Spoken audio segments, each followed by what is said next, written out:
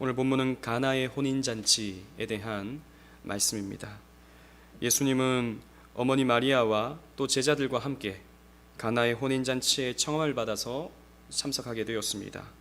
가나는 나사렛과 또 예수님의 사역의 주무대인 갈릴리 가버나움과 가까운 거리에 있는 작은 마을입니다. 나사렛에서 사셨던 예수님의 어머니가 이 가나의 혼인잔치에 직접 참여하고 또 이곳에서 어떤 역할을 하는 것을 보았을 때 아마도 마리아와 친척 관계에 있는 그런 사람의 결혼식으로 추측할 수 있습니다. 당시 유대인의 관습은 약 일주일간을 혼인잔치를 배설했었습니다. 그래서 엄청난 인력과 엄청난 재정이 들어가는 것이 바로 혼인잔치였죠.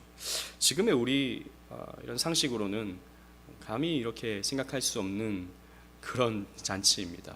일주일 동안 피로연을 가진다는 것이죠. 그런데 이 모든 부담을 신랑이 다 책임져야만 했었습니다.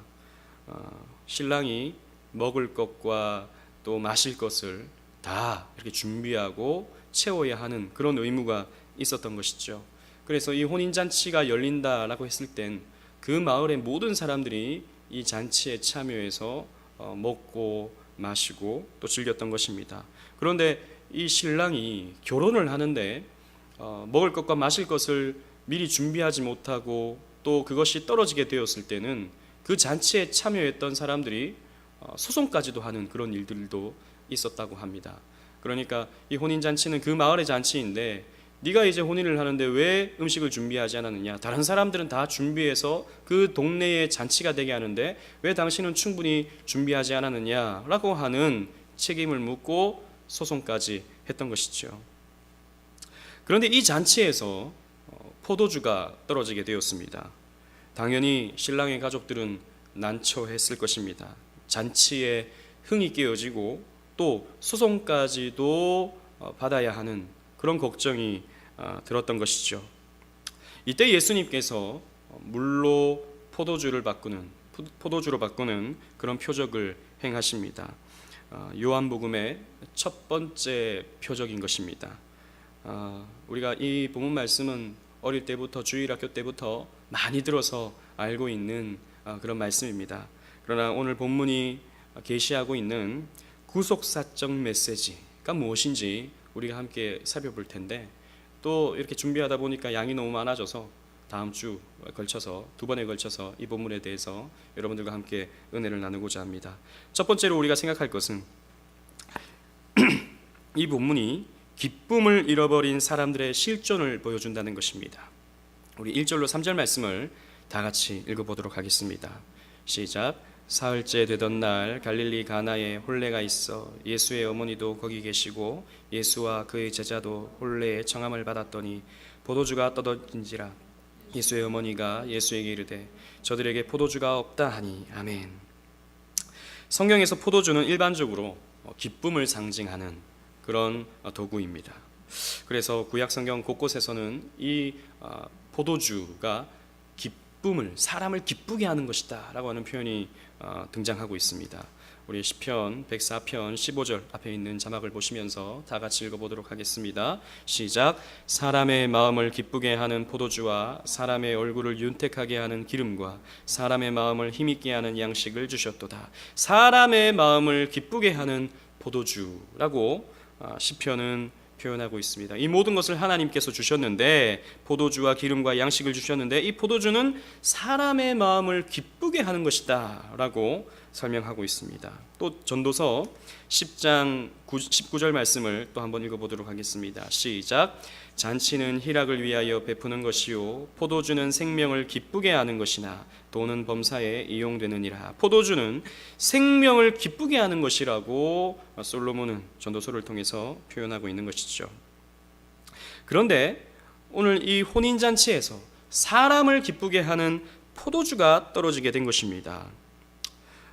포도주가 떨어졌다. 여러분, 포도주라고 하는 것은 마시면 어떻게 됩니까? 취하게 되죠. 또 취했을 때 사람들에게 생겨지는 흥들이 있습니다. 그러나 한편으로 포도주라고 하는 것은, 술이라고 하는 것은 마시면 없어지는 것입니다. 잠깐의 기쁨을 주지만 더 많이 마셨을 때는 사람에게 고통을 주게 되죠. 정신을 잃어버리게 되고 그리고 또 심지어는 알코올 중독과 같은 그런 질병에 빠지게 되기도 하고, 또 너무 많은 이런 포도주를 마시게 되었을 때는 그 다음 날 또 속도 쓰리고 그런 상황을 맞이하기도 합니다. 포도주가 그렇다는 것이죠. 잠깐 기쁨을 주지만 그때뿐이다라는 것입니다. 그 이후에는 부정적인 요소들이 훨씬 더 많은 것이 포도주다라는 것입니다. 지금 이 포도주가 떨어진 혼인잔치는 우리 실존의 모습을 대변해주고 있는 것과 같습니다. 무슨 말이냐면 우리의 삶이 그렇다는 것이죠. 포도주가 떨어진 혼인잔치와 같은 삶을 우리는 살아간다는 것입니다. 열심히 살아가는데, 또 뭔가 행복을 위해서, 기쁨을 위해서 살아가는데 뒤돌아서면 공허한, 잠깐 기쁨을 맛보다가도 시간이 지나면 그저 그런 인생을 우리는 계속해서 반복하게 되는 것입니다. 이 포도주가 떨어진 혼인잔치, 이것은 이 세상 사람들에게 있어서 실존적인 문제인 것입니다. 올 초에 비트코인이라고 하는 것이 굉장한 이슈가 되었죠. 많은 사람들이 비트코인에 투자를 하고, 또 너무나도 많은 사람들이 투자를 하게 되니까 이것이 엄청나게 올라서 몇만 원을 투자했던 사람도 수십 배의 이윤을 챙기게 되고, 또 수백만 원을 투자했던 사람은 수억을 챙기게 되는 그런 일이 일어나게 되었습니다. 제 주변에도 이렇게 보면 이렇게 투자한 사람들이 간혹 있더라고요. 너무나도 많은 사람들이 이렇게 투자를 하게 되니까요. 근데 신문 기사를 보니까 어떤 20대의 청년이 자기가 아르바이트했던 돈을 이 비트코인에 투자했던 것이죠. 그래서 무려 2억을 벌었답니다. 여러분, 2억 벌려면 얼마나 많은 시간이 걸릴까요? 평생을 벌어도 생활비 때문에 2억을 번다라는 것은 우리와 같은 서민들에게는 쉽지 않은 일일 것입니다. 그런데 단시간에, 단 몇 주 만에 몇백만 원으로 2억을 벌었다고요. 여러분들이 만약에 그랬다면 여러분 기분이 어떻겠습니까? 나쁘진 않았겠죠. 이 2억이라고 하는 큰 돈을 벌게 되었다라고 했을 때 가져지는 기쁨이 있었을 것입니다. 그런데 이 비트코인이 어떻게 됐습니까? 나중에 또 급격하게 올라갔던 그 상승 곡선이 급격하게 떨어지게 되었습니다. 그래서 수많은 사람들이 낙심하고, 수많은 사람들이 또 세계 곳곳에서 자살하는 일이 벌어지게 된 것이죠. 한국에서도 제가 뉴스를 보았을 때 몇몇 사람들이 자살하는 일도 있었다라는 것을 보았습니다. 그 2억을 벌었던 그 대학생도 자살을 했다라고 하는 신문 기사를 본 것이죠. 그런 것입니다. 돈이라고 하는 것이 잠깐 우리가 얻게 되었을 때는 기쁨을 맛보는데, 그것이 또 어떻게 되는지 모르는 거예요.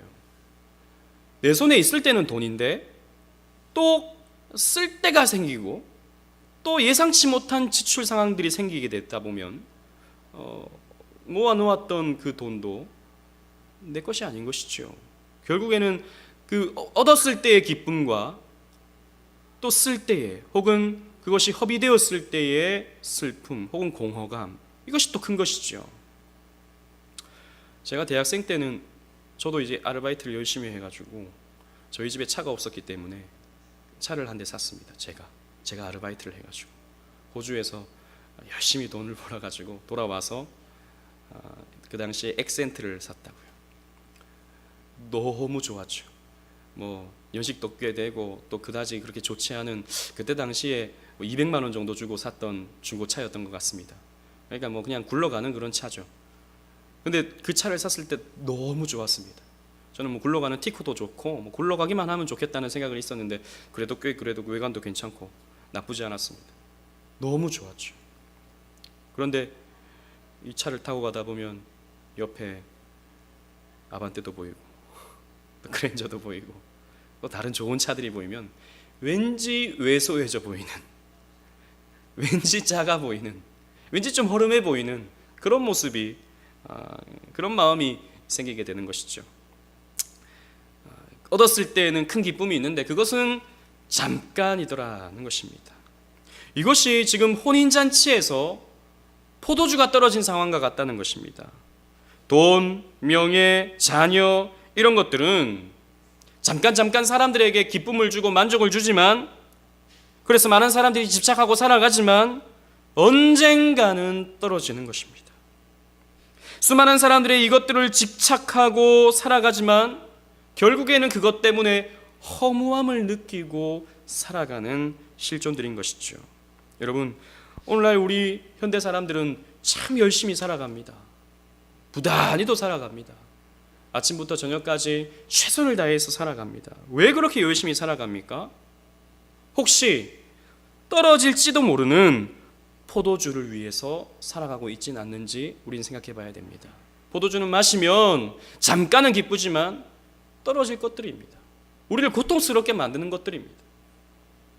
마찬가지로 이 세상에 사람들에게 기쁨을 주는 그 어떤 것은 떨어지는 것들이라는 것이죠.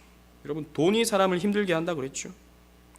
또 명예, 얻었을 때는 굉장한 것 같지만 또 추락할 때는, 정치인들 보십시오. 추락하는 거 한순간 있지 않습니까?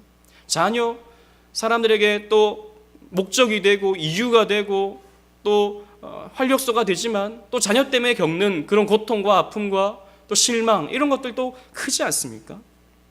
열심히 이런 것들을 위해서 우리는 살아가지만 결국 그것 때문에 우리는 공공을 겪는, 어려움을 겪는 그런 상황을 맞이하게 되는 것입니다. 그래서 우리 인생은 마치 그리스 로마 신화의 시지푸스의 비극처럼 바위를 산 위로 굴리면 또 내려가고 굴러 내려오고, 또 올려놓으면 굴려가지고 또 올려놓으면 또 굴려 내려오고, 이것이 계속 반복되는 것이 바로 우리 인생의 실존이 아닌지 모릅니다.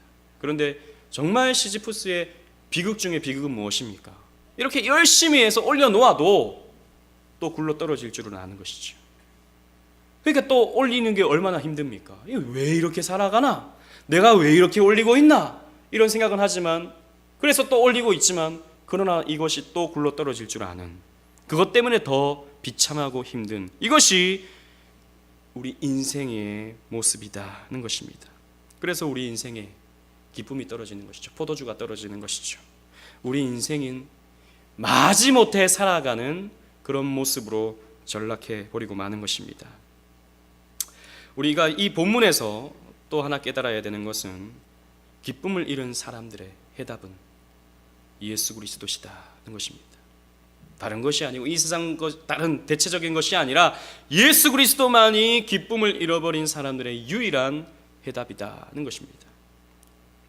우리 하나님 말씀 4절 5절 다 같이 읽어보도록 하겠습니다. 시작.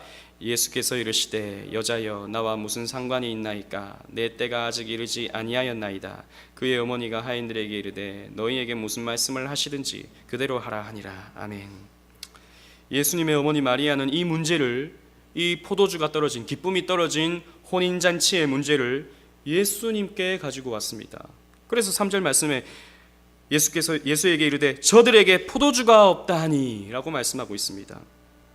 이것은 단순히 마리아에게 예수님의 혈육적 장남이신 예수님이기 때문에 마리아는 이 문제를 네가 한번 해결해봐라, 장남인 네가 한번 이 문제를 해결해봐라 라고 한 것이 결코 아닙니다. 마리아는 예수님이 단순한 아들이 아니라는 것을 너무나도 잘 알고 있었던 것이죠. 마리아는 남자를 알지 못했었는데, 사내를 알지 못했었는데 아이가 생긴, 성령으로 잉태된 예수님이라는 것을 마리아는 잘 알고 있었습니다. 그리고 키우면서 그래도 어린 모습을 보고 또 부모의 도움이 필요한 이 어린 예수님의 모습을 보면서 마냥 어린아이라고 생각했던 이 마리아에게 예수님이 마리아 품을 떠났죠. 그리고 성전에서 랍비들과 대화하고 있는 모습을 발견하게 됩니다. 그때도 마리아는 깨달았습니다. 이 아이가 단순한 아이가 아니지, 참 이 아이는 하나님의 아들이지, 성령으로 잉태된 독생자 하나님의 아들이지 라고 하는 생각을 했던 것이죠. 그래서 마리아는 늘 예수님을 다르게 보았던 것입니다. 그래서 마리아는 예수님에게 이렇게 말하고 있는 건지 모릅니다. 예수, 내 신성의 능력을 지금 한번 나타내 보이렴. 이렇게 지금 얘기하고 있는지 모릅니다. 기쁨을 잃어가는 사람들에게, 기쁨을 잃어버린 이 실존들에게 이 문제를 네가 한번 해결해 보렴 이라고 지금 마리아는 예수님에게 말하고 있는 것이죠. 그런데 예수님의 대답이 우리의 생각과는 조금 다릅니다. 좀 이해되지 않는 대답을 예수님께서 하고 계시는 것이죠. 예수님께서 이렇게 말씀하십니다. 여자여, 나와 무슨 상관이 있나이까? 내 때가 아직 이르지 아니하였나이다 라고 말씀하고 있습니다. 여자여, 어머니를 향하여 여자여 라고 하는 것은 우리로서는 잘 이해가 되지 않는 것이죠. 지금 아들이 어머니에게 여자여 라고 한다고 생각해 보십시오. 얼마나 건방진 그런 말이겠습니까? 하지만 이 말, 이 여자여에 해당하는 헬라어인 귀나이라는 이 말은요, 단순히 그냥 여자여라고 하는 말이 아니라 여자를 굉장히 높여서 존중하면서 부를 때 쓰는 말입니다. 호모의 일리아드 오디세이를 보면 오디세이가 그의 아내 페넬로프를 향하여 귀나이라고 말합니다. 그래서 이 여자여라고 하는 이 말을 영어 번역에 보면 madam 이렇게 표현하고 있고, 우리나라 말로 여자여라고 표현하기보다는 사실 부인이여 혹은 사모님 이렇게 표현하는 것이 훨씬 더 조금 적절한 표현이 아닌가 그런 생각도 드는 것이죠. 하지만 분명한 것은 자기 부모를 향하여 귀나이라고 말하지는 않는다는 것입니다. 예수님은 그런데 지금 육신의 어머니인 마리아에게 귀나이라고 하고 있습니다. 왜 그렇습니까? 예수님은 마리아를 단순히 육신의 어머니로 대하고 있지 않는 것입니다. 즉 사적인 관계로 마리아를 두지 아니하고 마리아 역시 예수를 통하여 구원받아야 할, 자신을 통하여 구원받아야 할 대상으로 여기고 있는 것이죠. 그러니까 사적 관계로서 지금 대하고 있는 것이 아니라 공적 관계로서 지금 예수님은 마리아를 대하고 있는 것입니다. 그래서 마리아에게 예수님은 나와 무슨 상관이 있나이까? 지금 이 상황이 나와 무슨 상관이 있나이까? 지금 이 상황이 당신과 나와 무슨 상관이 있나이까? 라고 지금 말씀하고 있는 것입니다. 저는 당신의 아들로서 이 일과는 아무런 상관이 없습니다 라고 지금 예수님 말씀하고 있는 것이죠. 마리아와 새로운 관계를 설정하고 있는 것입니다. 즉 예수님은 이 시점부터 공생애를 시작하시는 것입니다. 요한복음에 보면 예수님께서 유월절을 3번 보내시거든요. 예수님의 공생애가 몇 년입니까? 3년이지 않습니까? 근데 성경에 예수님의 공생애가 3년이다 라고 하는 표현이 나타나지 않습니다. 요한복음에서 예수님이 유월절을 3번 지키시는 것을 보았을 때 우리가 예수님의 공생애가 3년이다 라고 보는 것이죠. 이 공생애가 바로 이 시점부터 시작되고 있는 것입니다. 마리아와 자신과 예수님 자신과 새로운 관계를 설정하시는 것이죠. 그리고 예수님께서 이렇게 말씀하십니다. 내 때가 아직 이르지 아니하였나이다 라고 말씀하고 있습니다. 내 때라는 이 호라라고 하는 때, 이 말은 요한복음에 7번 등장합니다. 나중에 우리 또 살펴보겠지만 대표적인 이 때에 대한 표현이 요한복음 17장 1절에 나타나고 있습니다. 우리 다 같이 한번 자막을 보시면서 읽어보도록 하겠습니다. 시작. 예수께서 이 말씀을 하시고 눈을 들어 하늘을 우러러 이르시되 아버지여 때가 이르렀사오니 아들을 영화롭게 하사 아들로 아버지를 영화롭게 하게 하옵소서. 예수님께서 십자가를 지시기 전에 때가 이르렀사오니 또 이 때로 말미암아서 아들을 영화롭게 하사라고 표현하고 있습니다. 이 때가 언제겠습니까? 예수님께서 십자가를 지심으로 하나님께서 구원 주시기로 작정된 자를 구원하시는 때, 그리고 예수님께서 부활하심으로 부활의 첫 열매가 되시는 때, 즉 십자가와 부활의 때를 가리켜서 내 때라고 말씀하시는 것입니다. 그러나 이것은 예수님이 정하시는 것이 아닙니다. 예수님의 때는 성부 하나님이 정하시는 것입니다. 그래서 예수님은 어머니의 요청으로 메시아 되심을 드러내시는 것이 아니라, 표적을 나타내 보이시는 것이 아니라, 하나님이 정하신 때를 기다리고 그 때에 맞춰 표적을 행하시는 것입니다. 즉 여러분, 이 말, 아까 우리가 읽었던 예수님의 대답을 보면 여자여 나와 무슨 상관이 있나이까, 내 때가 아직 이르지 아니하였나이다 라고 하는 말은 예수님께서 이 마리아의 요청을 받아들이는 것입니까? 거절하는 것입니까? 문맥으로 살펴보면 거절하는 것이죠. 내 때가 아직 이르지 않았습니다. 내가 이 일과 무슨 상관이 있나이까? 내가 당신과 무슨 상관이 있나이까? 라고 하는 말은 거절하는 것처럼 보이는 것이죠. 그러나 이 말은 완전히 거절하는 말은 아닙니다. 왜냐하면 실제로 예수님은 이 마리아의 말을 듣고 물로 포도주를 바꾸시거든요. 하지만 다 들어주는 것도 아닙니다. 즉 육체의 어머니의 요청을 들어주시는 것이 아니라 성부 하나님 아버지의 뜻을 따라서 표적을 나타내 보여주는 것입니다. 즉 마리아가 이렇게 요청했기 때문에 예수님께서 표적을 나타내 보이신 것이 아니라, 하나님의 때가 되었기 때문에 예수님은 물로 포도주를 바꾸는 표적을 나타내 보이고 있는 것입니다. 마리아는 이 예수님의 말을 듣고 이해했던 것 같습니다. 그래서 하인들에게 너희에게 무슨 말씀을 하시든지 그대로 하라 라고 말하고 있죠. 즉 이 메시아인 아들, 하나님의 아드님이신 이 예수를 바라보면서 그분의 때를 기다리면서 그분의 뜻을 받들면서 그분이 하시고자 하는 대로 너희들은 순종해라 라고 마리아는 말하고 있는 것입니다. 여러분, 혹시 여러분들의 마음 가운데 여러 가지 문제들로 인해서 기쁨을 잃어가고 있습니까? 마리아처럼 예수님께 나오시기를 바랍니다. 예수님은 기쁨을 잃어버린 우리 문제를 해결하실 수 있는 하나님의 아들이시고 우리의 구원주 메시아가 되시기 때문입니다. 예수님은 이렇게 말씀하셨습니다. 요한복음 15장 11절 말씀 다 같이 읽어보겠습니다. 시작. 내가 이것을 너희에게 이름은 내 기쁨이 너희 안에 있어 너희 기쁨을 충만하게 하려 함이라.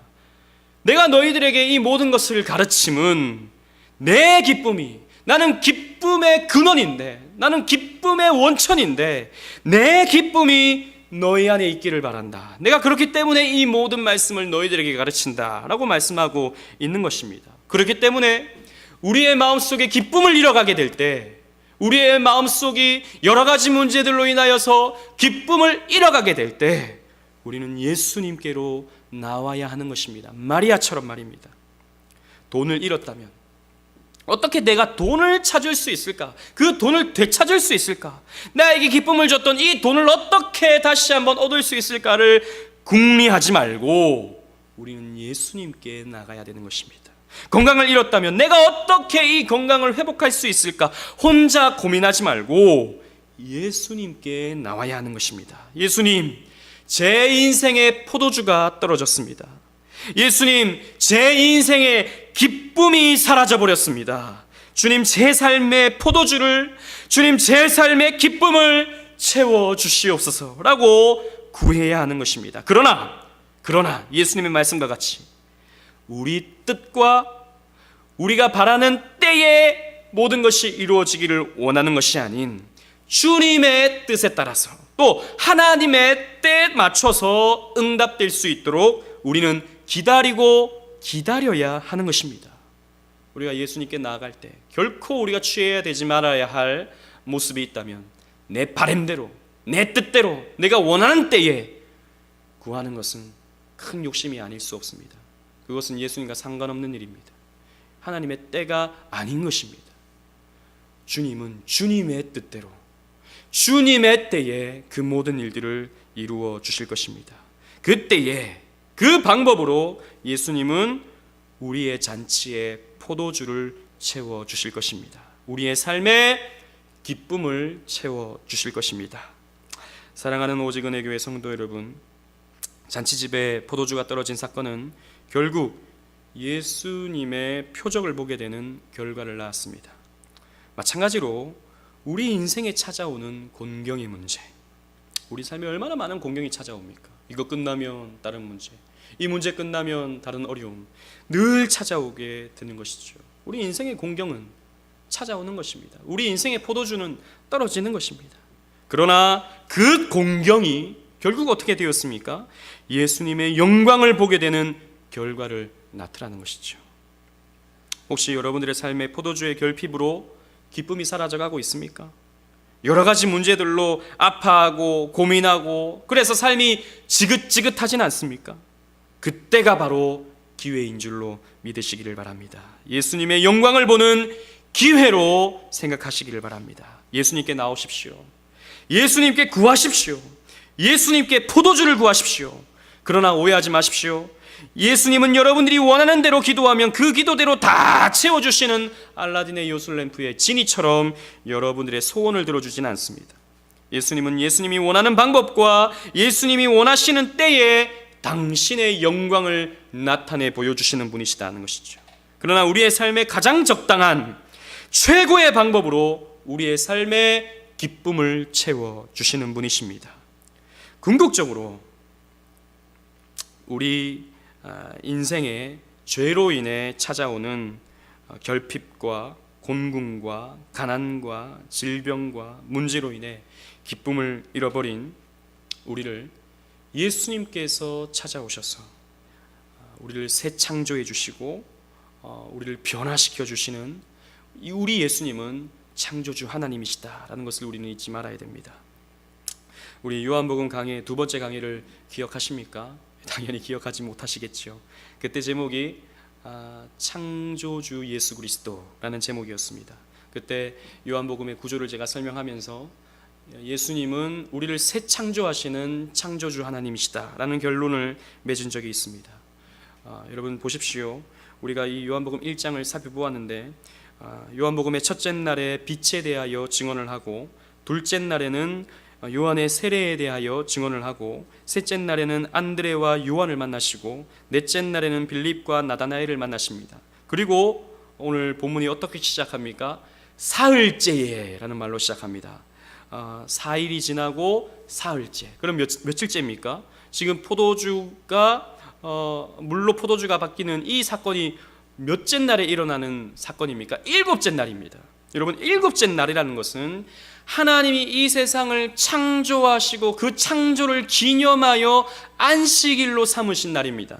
즉, 이 요한복음은요, 이 예수님의 창조주 되심을 나타내 보여주고 있는데, 이 세상을 물로 포도주로 바꾸듯이, 새 창조하시듯이 지금 포도주를 잃어버린 결핍의 문제를 안고 있는 저와 여러분들을 포도주로 채우심으로 새 창조하시는, 그래서 영원한 기쁨과 영원한 만족을 주시는 새 창조하시는 예수 그리스도의 영광을 나타내 보여주고 있는 본문이 바로 오늘의 본문인 것이죠.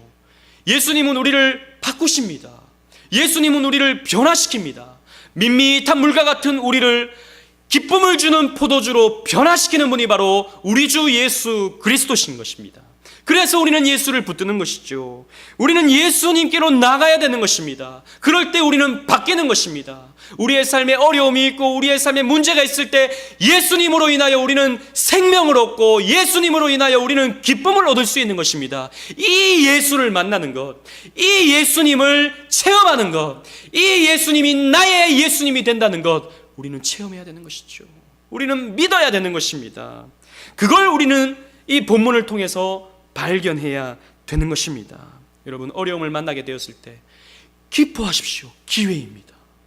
문제 때문에 왜 나에게 이런 문제가 생겼는가? 왜 예수님은 나를 지켜주시지 않는가? 왜 하나님은 나를 이렇게 잘 믿고 순종하는 나에게 이런 어려움을 주시는가? 원망하고 불평하지 마시고, 이때가 바로 하나님의 영광의 때다. 이때가 바로 하나님께서 나에게 표적을 보여주시는 때다. 이때가 바로 나의 이 어려운 상황에서 기쁨으로 채우시는 하나님의 역사를 볼 때다라는 것을 기억하시면서 주님께 모든 문제 내려놓고 물이 포도주가 되는 놀라운 역사, 놀라운 표적을 보게 되고 체험하게 되는 저와 여러분들 되시기를 주님 이름으로 축원합니다. 아멘.